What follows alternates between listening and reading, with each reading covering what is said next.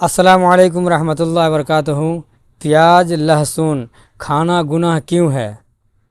وجہ جان کر آپ دنگ رہ جائیں گے کہ پیاز اور لہسن کھانے سے کیا نقصان ہے، یا گناہ کون سے، صغیرہ گناہ ہے یا کبیرہ گناہ ہے، جو مفتی ایم قاسمی صاحب قرآن اور حدیث کی روشنی بتا رہے ہیں۔ تو آپ لوگ اس ویڈیو کو ضرور دیکھیں اور ویڈیو کو شیئر کریں۔ چلیے آپ لوگ کو ویڈیو دکھاتے ہیں۔ السلام علیکم ورحمۃ اللہ وبرکاتہ۔ عام طور پر ہم مسلمان یہ سمجھتے ہیں کہ پیاز اور لہسن کھانا یہ اسلام میں جائز نہیں ہے، اور پیاز اور لہسن کھانا نہیں چاہیے، ہے نا۔ ایک مرتبہ میں دعوت میں گیا ہوا تھا، ایک صاحب نے دعوت کی علماء اکرام کی، تو اس میں جو ہے نا پیاز وہ بڑی ڈر کے رکھ رہے تھے کہ کہیں ایسا نہ ہو کہ علماء اکرام ڈانٹ لگا دیں۔ اور رمضان کے مہینے میں ایک مرتبہ میں بریانی لے رہا تھا، تو انہوں نے بریانی پیک کی بھائی صاحب نے۔ میں نے کہا بھائی پیاز، تو انہوں نے پیاز نہیں رکھی، بولے وہ پیاز میں نے اس لیے نہیں رکھی، آپ نماز پڑھنے جاتا ہے نا اس لیے۔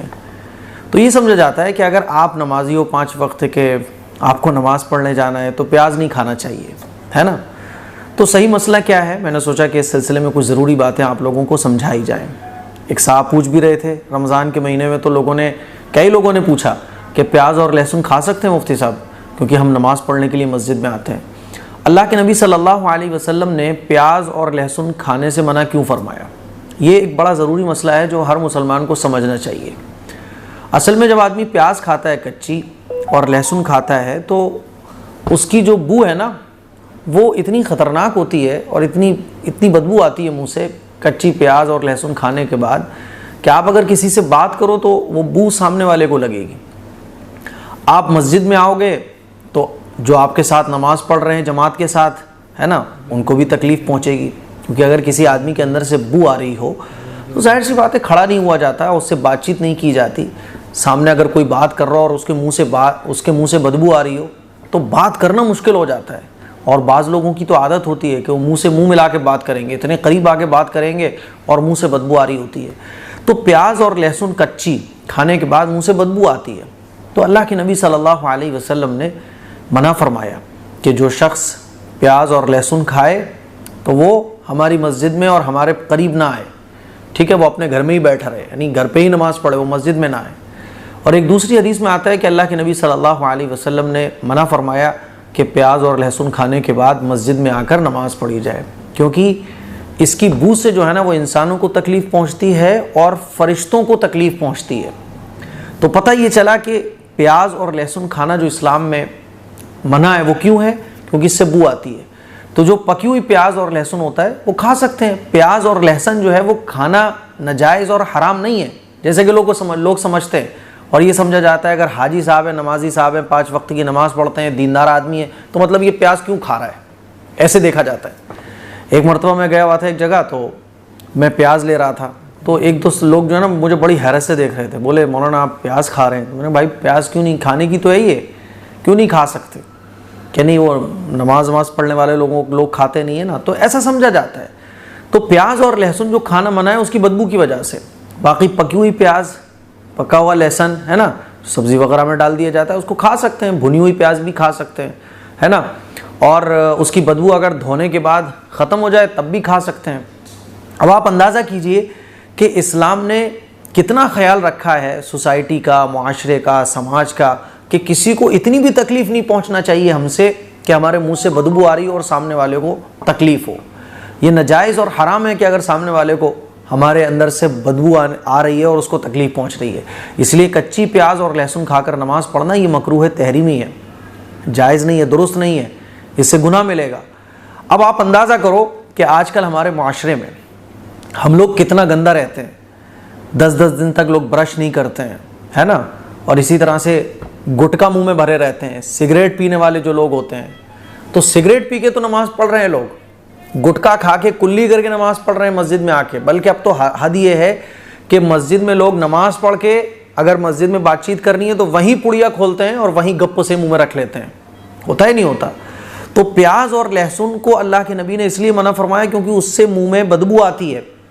تو آپ سوچو ذرا کہ پیاز اور لہسن کی بدبو تو ایسی ہوتی ہے جو برداشت کے لائق ہوتی ہے، اس سے کہیں زیادہ بدبو، سڑی ہوئی بدبو، ٹوائلٹ جیسی بدبو جو آتی ہے نا، وہ سگریٹ پینے والے کے منہ میں سے آ رہی ہوتی ہے، گٹکا کھانے والے کے منہ میں سے آ رہی ہوتی ہے نا۔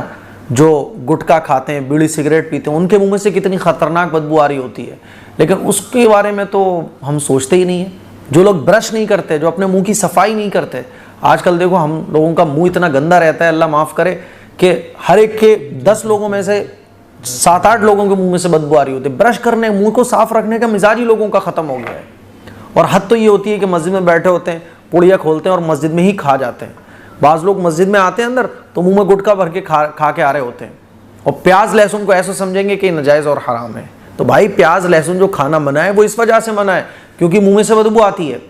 اسی لیے پیاز لہسن سے جب منہ میں بدبو آتی ہے تو پیاز لہسن کا بھی اللہ کے نبی صلی اللہ علیہ وسلم نے بدبو آنے کی وجہ سے منع فرمایا کہ مسجد میں مت آؤ, ہے نا, تاکہ منہ میں سے بدبو آئے گی, مسلمانوں کو تکلیف ہوگی, فرشتوں کو تکلیف ہوگی. اب آپ اندازہ کرو کہ اس سے زیادہ جو بدبو کی چیزیں ہیں, یا آپ صاف ستھرائی کا خیال ہی نہیں رکھتے, 5 دن آپ کو نہائے ہوئے ہو گئے, آپ کے اندر سے پسینے کی بو آ رہی ہے, آپ مسجد میں آ گئے. بعض دفعہ لوگ ایسے نماز پڑھنے آ جاتے ہیں کہ ان کے پسینے کی اسمیل آ رہی ہوتی ہے نا, نہانا دھونا بند. تو اصل جو تعلق ہے وہ صفائی ستھرائی کا ہے. اللہ کے نبی صلی اللہ علیہ وسلم جب گھر میں تشریف لے جاتے تھے تو سب سے پہلے حضور علیہ الصلوۃ والسلام مسواک فرماتے تھے. منہ کی صفائی ستھرائی کا اتنا اسلام نے خیال کیا ہے اور اتنی تاکید فرمائی ہے, حضور علیہ الصلوۃ والسلام نے اتنا عمل کیا ہے کہ آپ اندازہ کرو کہ حضور کا آخری وقت ہے تب بھی حضور مسواک مانگ رہے ہیں. حضرت عائشہ رضی اللہ تعالی عنہا نے مسواک دی. جب بھی حضور تشریف لے جاتے گھر تو فوراً مسواک, مسجد جا رہے ہیں تو فوراً مسواک. اس درجے منہ کو صاف ستھرا رکھنے کا حکم دیا گیا ہے کہ تھوڑی سی بھی بو ہمارے منہ کے اندر سے نہ آ رہی ہو. اب حد یہ ہے کہ ہمیں یہ سمجھنا چاہیے کہ منہ کو صاف رکھنا ہے. ہم تو جو ہے نا بس پیاز لہسن پیاز لہسن پیاز لہسن, اس کو ہم نے ایسے ناجائز اور حرام سمجھ لیا. باقی منہ میں گٹکا بھر لو, سگریٹ بھی پی لو, ہے نا, منہ میں پیلی پپڑیاں جم رہی ہوں اس سے بھی کوئی ٹینشن نہیں ہے, سامنے والے کو بدبو لگ رہی ہے اس سے بھی مطلب نہیں ہے, صفائی ستھرائی ہماری ہے کہ نہیں اس سے بھی مطلب نہیں ہے. تو میرے عزیز بھائیوں, پیاز لہسن کھانا کوئی ناجائز اور حرام نہیں ہے. کچا کھانا اس لیے منع ہے کیونکہ اس سے بدبو آتی ہے. اسی طرح سے ہر وہ چیز جس سے منہ سے بدبو آ رہی ہو یا آپ کے باڈی سے بدبو آ رہی ہو جس سے سامنے والے کو تکلیف پہنچ سکتی ہو, ہے نا. پیاز لہسن کی بدبو تو اتنی ہوتی ہے جو برداشت کے قابل ہوتی ہے, اس سے جتنی بھی زیادہ چیزیں ہیں جو برداشت کے قابل ہی نہیں ہوتی ہیں, تو سوچو ذرا کہ وہ کتنی غلط اور کتنی شریعت میں ممنوع ہوں گی. جیسے کہ مان لیجئے منہ میں گٹکا بھر کے آدمی بس یوں ہی کلی کر کے, منہ ٹھیک سے صاف بھی نہیں ہے, اس کے اندر سے بدبو آ رہی ہے, نماز پڑھنے کھڑا ہو جائے تو سوچو کہ وہ کتنا گنہگار ہوگا. اسی لیے منہ کو صاف رکھنا یہ بہت ضروری ہے. روزانہ 3-4 مرتبہ مسواک کرنے کی عادت ڈالیے. گٹکا کھانے کی پہلی بات تو عادت چھوڑیے, اور نہیں چھوٹ رہی ہے تو منہ کو صاف رکھنے کی کوشش کیجیے.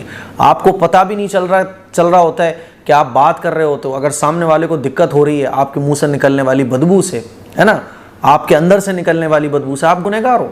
کیونکہ جس چیز سے انسان کو تکلیف پہنچتی ہے ان چیزوں سے فرشتوں کو بھی تکلیف پہنچتی ہے, اور جب فرشتے آپ کو پسند نہیں کر رہے تو شیطان آپ کو پسند کرے گا بھائی. اسی لیے پیاز لہسن کے سلسلے میں یہ ضروری باتیں تھیں جو مجھے امید ہے کہ آپ کو اچھے طریقے سے سمجھ آ گئی ہوں گی. اس کو شیئر کریں. السلام علیکم ورحمۃ اللہ وبرکاتہ.